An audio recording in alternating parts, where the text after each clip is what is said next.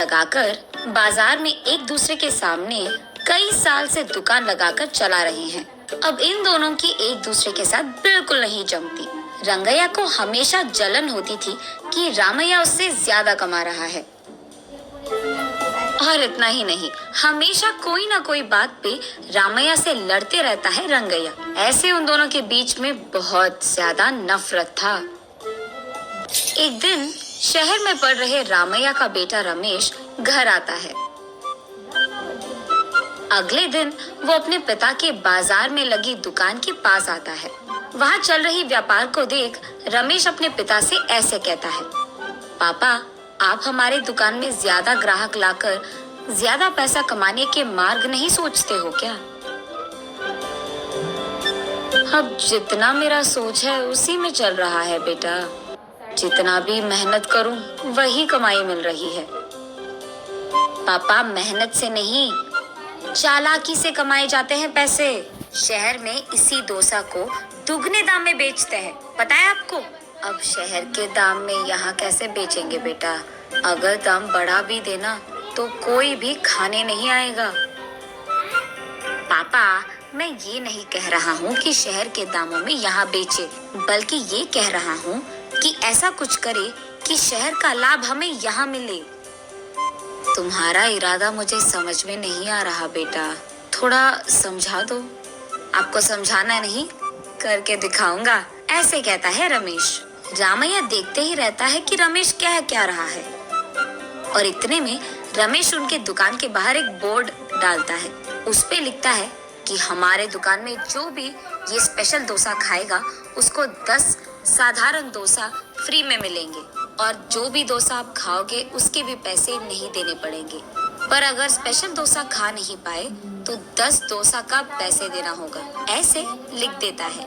Board पे जो लिखा उसने वही बाजार में जोर से चिल्लाकर सबको सुनाता है। ये सुनकर बहुत लोग खुशी के मारे उनके दुकान पहुंच जाते हैं स्पेशल डोसा खाने। स्पेशल डोसा खाने के लिए मैं तैयार हूँ। नहीं, मैं तैयार हूँ। ऐसे सभी आपस में बहस करते हैं।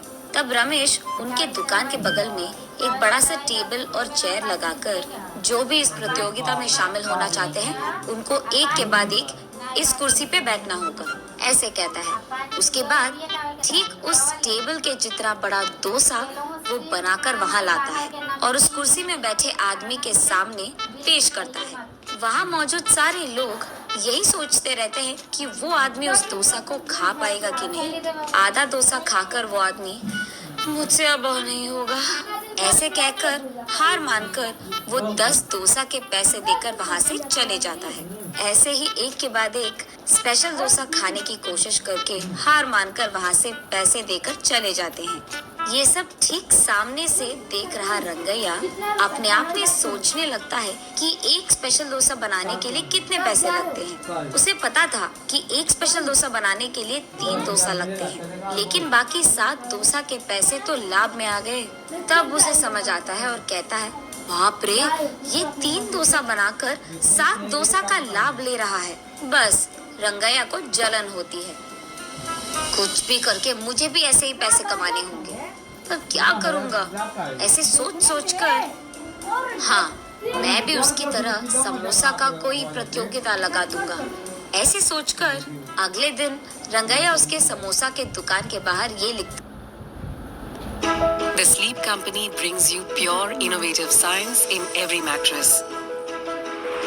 This is India's only patented smart grid technology. It adapts and quietly readjusts to the shape of your body, providing softness to relax your pressure points and firmness to support your back. It has more than 2,500 plus air channels that keep you cool all night, so you can sleep peacefully. The Sleep Company. Visit our nearest store now. देखो में से दू में से चारों जन लेवे नहीं, जेको में से तू दूना को में से हम दोनों लेवे ज्यादा दे तो दे क्या दवा। ये लिखता है कि जो भी आदमी 20 समोसा खा पाएगा उसको 10 और मुफ्त में मिल जाएंगे, पर अगर 20 समोसा नहीं खा पाए तो 10 समोसा के पैसे देने पड़ जाएंगे। और यही बात चिल्ला कर बाजार में सबको बताता है।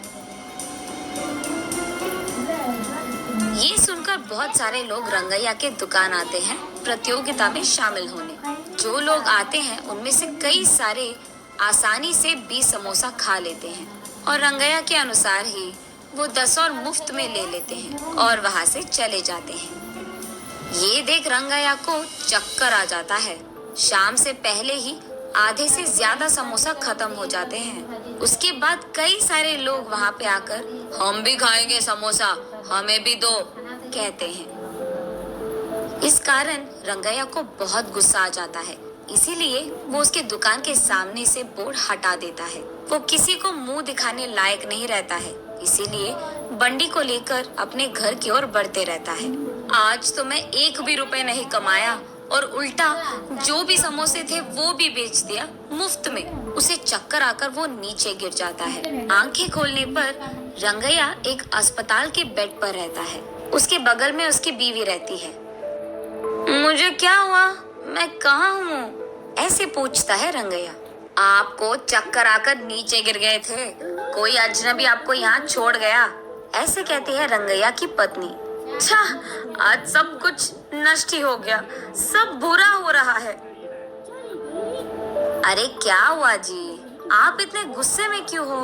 वैसे आप शाम तक घर की मुंह भी नहीं देखते हैं, लेकिन आज दोपहर से पहले आपके समोसे खत्म हो गए और अब घर भी आ रहे थे, इसलिए वो जो कुछ भी हुआ अपनी बीवी को समझाता है। हाय भगवान, मेरा मूर्ख पति, आप बस ये सोच रहे थे कि कितने डोसे बेचने पर उनको कितना लाभ मिल रहा है, लेकिन आपने एक बार भी ये नहीं सोचा कि कितने समोसे बेचने में आपको कितना लाभ आएगा।